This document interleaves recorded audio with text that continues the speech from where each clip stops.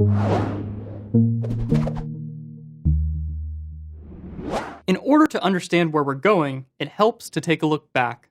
Many things in HTML can seem counterintuitive, but walking through some history and foundational knowledge will provide some context for upcoming lessons.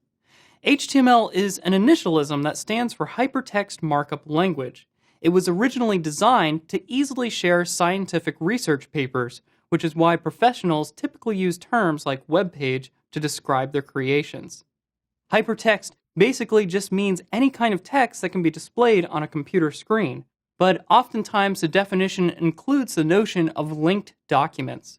This is how the web works. It's a network of information connected via hyperlinks.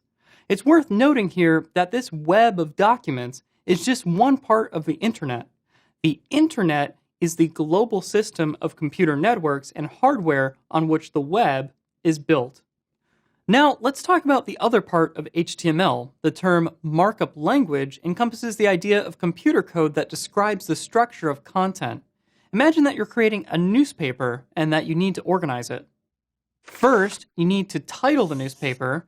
Then you need to add a few sections for different topics. Each of those sections needs a large headline, followed by a few smaller headlines. Then, we need to add a few paragraphs and photos. You'll find that building the structure of a web page is very similar. When you're creating content, you'll need to use HTML to break it up into sections, headlines, paragraphs, and so on.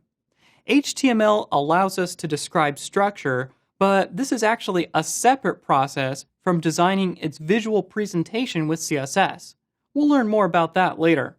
By describing the various parts of the document with markup, web browsers can parse the structure and understand its contents. Some popular web browsers you may have heard of include Google Chrome, Firefox, Safari, or Internet Explorer.